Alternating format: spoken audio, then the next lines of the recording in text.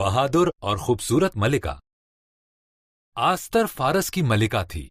اس کا شوہر اکسویرس بادشاہ بھی اس کے اس راز سے واقف نہ تھا کہ آستر ایک یہودی تھی۔ اس کا ایک چچازاد بھائی مردکی محل میں کام کرتا اور اس کا خیال رکھتا تھا۔ حامان نے اکسویرس بادشاہ سے کہا کہ یہودی خطرناک لوگ ہیں، اس لیے انہیں ختم کر دینا چاہیے۔ اکسویرس بادشاہ رضامند ہو گیا اور یہودیوں کو ختم کرنے کا ایک دن مقرر کر دیا۔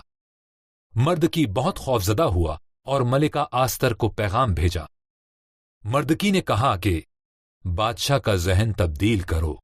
آستر نے کہا، اگر میں بغیر بلائے بادشاہ کے پاس جاؤں گی تو وہ مجھے قتل کروا سکتا ہے۔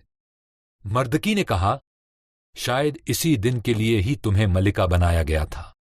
بادشاہ کے ایک مشیر حامان کو ایک بہت بڑا انعام ملا جس پر اسے بڑا فخر تھا۔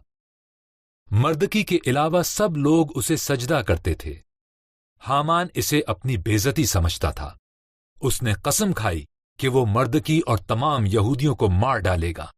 آستر جرت کا مظاہرہ کرتے ہوئے کوشش کرنے کے لیے تیار ہو گئی۔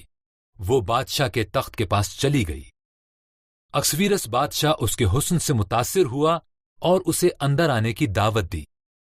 اس نے پوچھا کہ کیا ہم حامان کے ساتھ شام کا کھانا کھا سکتے ہیں؟ حامان اپنے گھر کے پیچھے ایک بڑی صلیب بنا رہا تھا۔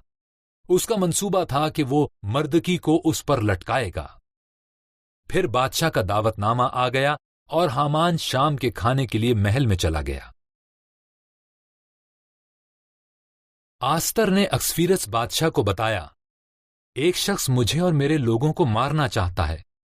بادشاہ نے پوچھا، کون ایسا کر سکتا ہے؟ آستر نے کہا، یہ شیطان حامان ہے۔ حامان؟ پہرے دارو، اس شخص کو ختم کر دو۔